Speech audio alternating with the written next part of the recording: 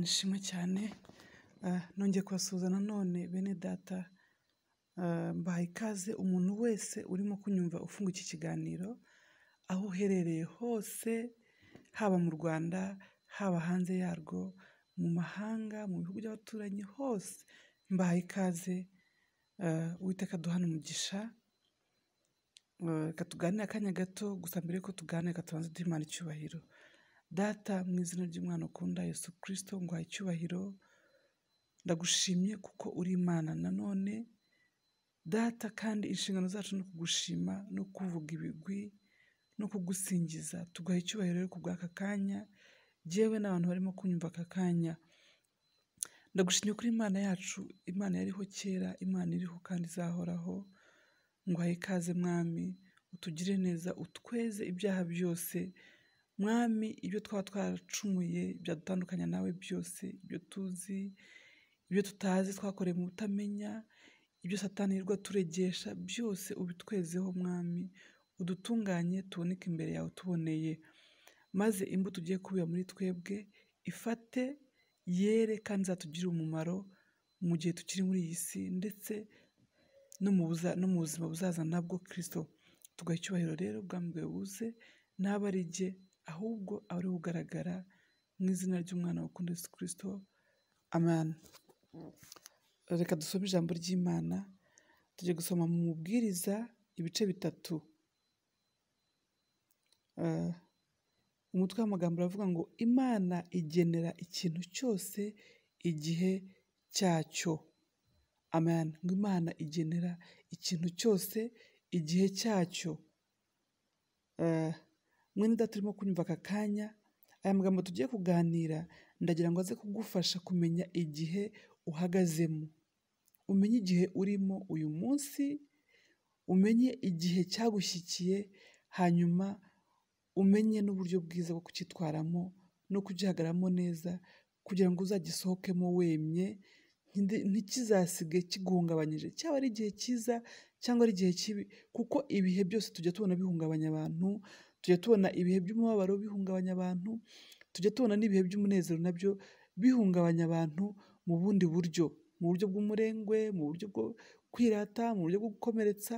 Ni ukuvuga ngo ibihe byose, iri jambo rero tugiye kuganiraho risige rikweretse neza igihe uhagazemo kandi ugihagararemo neza. Reka dusome duhere ku murongo wa mbere, haravuga ngo ikintu cyose kigenerwa igihe cyacyo, n'icyagambiriwe munsi y'ijuru cyose gifite umwanya wacyo. Umurongo wa 2 ngo hariho igihe cyo kuvuka n'igihe cyo gupfa, igihe cyo gutera n'igihe cyo kurandura ibikura, igihe cyo kwica n'igihe cyo gukiza, igihe cyo gusenya n'igihe cyo kubaka. Umurongo wa 4 igihe cyo kurira n'igihe cyo guseka, igihe cyo kuboroga n'igihe cyo kubyina. Amen. Umurongo wa 5 hariho igihe cyo kujugunya amabuye n'igihe cyo kuyarunda, hari igihe cyo guhoberana n'igihe cyo kwirinda guhoberana.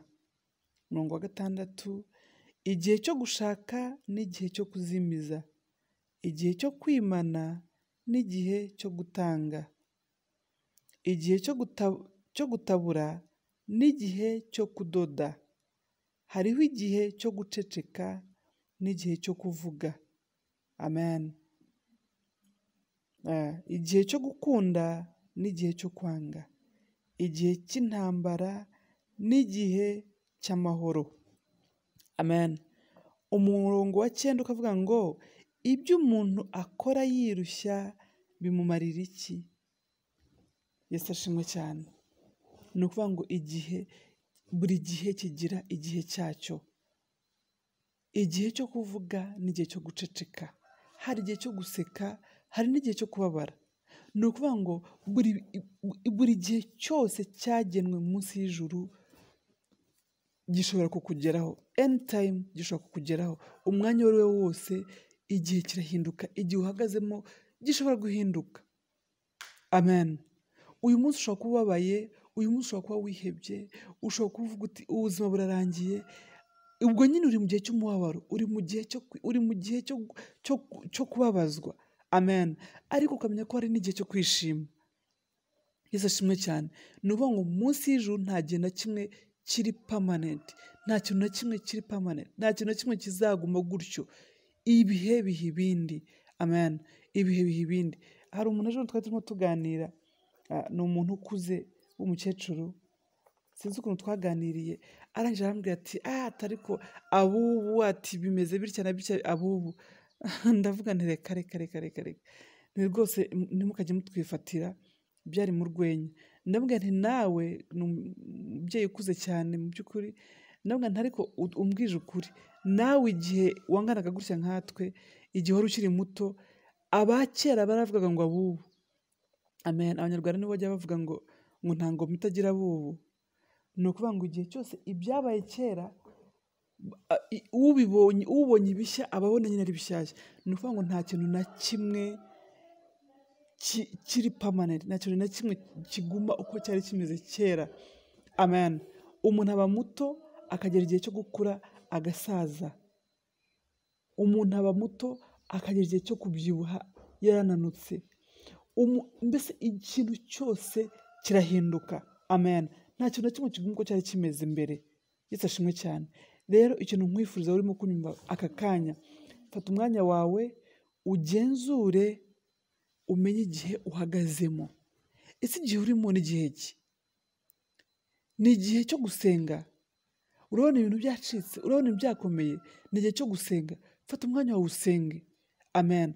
Ese igihe urimo kimeze gute? Ni igihe cy'amahane n'intambara n'iki? Urabona ukwiye guceceka? Ceceka. Yesu ashimwe cyane. Urabona nuvuga abantu ubwira batari bukumve, icecekere, amen. Ese urabona ari igihe cyo kuvuga, udakwiye kurebera gusa ngo ibintu byihorere, bivuge. Niba ari igihe cyo gucyaha, amen. Niba ari igihe ni ukuvuga ngo wowe fata umwanya witekereze, uvuga ngo ndi mu gihe ki, ni igihe ki, ariko wikwitotomba, kuko ngo ibintu byose Imana niyo ibigena. Yesu ashimwe cyane. Ngo ibintu byose ngo Imana ibigenera igihe cyacyo. Ni ukuvuga ngo Imana niyo mugenga wa byose. Nta kintu na kimwe wahindura, nta kintu na kimwe wakuraho, nta kintu na kimwe washyiraho. Ni ukuvuga ngo igihe iyo kigeze, ibyo cyagenewe biraba, nta kindi. Yesu ashimwe cyane. Ibyo cyagenewe biraba. Niba warabayeho mu gihe cy'umubabaro, ukabaho mu gihe cyo gupyinagazwa, ukabaho mu gihe cyo kwiheba, ukabaho mu gihe cyo gutukwa, igihe kirageze ngo wishime. Ishime, amen. Kandi niba warabayeho mu gihe cyo kwishima, akaba igihe kigeze cy'umubabaro, urababara nta kabuza, ariko ubyitwayemo gute? Gihagararamo neza, hagarara mu gihe cyawe neza, ntugitsindirwemo, ntukinanirirwemo, ntukizahariremo, ahubwo ugihagararemo neza, amen. Yesu ashimwe cyane. Wowe isuzume, uri mu gihe ki? Igihe urimo ni igihe ki? Ni igihe ki? Kimenye. Fata umwanya witekerezeho, amen. Fata umwanya witekerezeho, fata umwanya ushakishe, uvuge ngo iki ni igihe nkwiye gukora iki, ni iki gisabwa, ni iki gikenewe. Amarangamutima wawe arimo kukubwira ngo iki, amen. Ese urabona situation uhagazemo uyu munsi ari iyihe? Yesu ashimwe cyane. Reka twe kujya dupfa gutomera, rega ngo umuntu abeho gusa just ko afite ubwo buntu bwo kubaho, kubera ko Imana ikigutije umwuka wo kubaho, kubera ko n'amaguru yawe agitambuka bikemera, kubera ko amatwi yawe n'amaso bigikora, kubera ko amaboko yawe akora, hanyuma wowe urabaho gusa bila mpango, kubera gusa kuriho. Oya, menya igihe uhagazemo, ugikoreshe, ugire icyo ukora. Yesu ashimwe cyane. Ubushize twabonye ijambo ritubwira ko ubuntu twahawe atari ubwo kudamarara, atari ubwo kunezerwa, atari ubwo gutuza, ahubwo ni ubuduha umwanya, ni transit, kugira ngo ugire ikintu ukora utegura ubuzima bw'ejo hazaza. Yesu ashimwe cyane. Ntabwo ari ubuntu bwo kwituriza gusa, reka nta buntu burimo na gatoya. Hari ijambo ryatubwiye, ngira ngo naryo ryanyuzeho abajya bakurikirana ibiganiro byacu mwararyumvise. Hari umukozi w'Imana yatuganirijeho, cyagiye ngo abantu bari mu bwato bari kumwe na Yesu, noneho ngo haza inkubi y'umuyaga mwinshi mwinshi mwinshi, ariko ngo Yesu yari asinziriye. Barataka bafata ibintu byari biri mu bwato babikuramo babita hasi kugira ngo bworohe, bakora ibishoboka byose, mbese bakora ibishoboka byose kugira ngo barebe ko iyo nkubi y'umuyaga yatuza bakabasha kubaho, ariko ngo ntibyagira ikintu na kimwe bitanga. Nyamara ijambo rikatubwira ngo Yesu yari asinziriye. Ariko se koko ubwo yari asinziriye muri urwo rusaku, mu gihe abandi bavuzaga induru, mu gihe ibintu byacikaga, yari asinziriye ku buryo atumvaga cyangwa yari ategereje ko bamukangura? Amen. Mu by'ukuri mu bigaragara yarategereje ko bamukangura, kuko bamaze kumukangura ngo yarakangutse arategeka, hanyuma inkubi y'umuyaga iratuza. Amen. Ni ukuvuga ngo yarategereje. Yesu ashimwe cyane. Ubuntu twahawe ni ubwo kugira ngo dukangure Yesu, ni ubwo kugira ngo wowe ugire icyo ukora, hanyuma Yesu yinjiye mu buzima bwawe. Yesu yinjiye mu byawe, abitegeke, abiturishe, abiyobore. Amen. Ubimwereke, ubimuragize, hanyuma abikore neza. Yesu ashimwe cyane. Ariko wabanje kubimuragiza, wikwicara gusa ngo uvuge ngo ibintu birancikanye, ibintu birayobye, oya. Tabaza Yesu, mukangure, ari hafi yawe, ari aho hafi ujye gushakisha kure.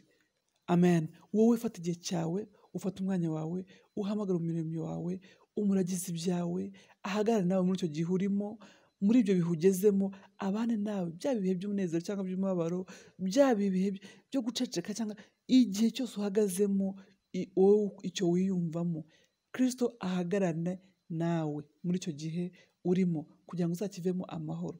Amen. Cyane cyane ko twebwe ibyo tuba tugambiriye cyangwa se icyo duharanira n'ubuzima buzaza, kuko uyu mubiri uzarangira, uzabora, uzashira no kwifuza kwayo n'isi, ariko hari ubundi buzima buzaza, kandi ubwo buzaza rero tubutegura tukiri muri ubu ngubu turimo. Ntabwo tugomba kubitandukanya, kuko biragendana, uko byagenda kose biragendana. Amen. Ni ukuvuga ngo uyu mubiri uhawe, ubu bwenge uhawe, iyi shanse ufite, uyu mwanya ufite, ukoreshe, hanyuma Kristo ahagarane nawe mu gihe cyose waba ugezemo ukiri kuri iyi si, ajye abe ahagararanye nawe. Amen. Yesu ashimwe cyane. Reka nkwifurize mwene data unyumvise, reka nkwifurize mwene data wakurikiranye ikiganiro, utabaze Kristo, umuhamagare, ahagarare nawe mu gihe uhagazemo icyo ari cyo cyose.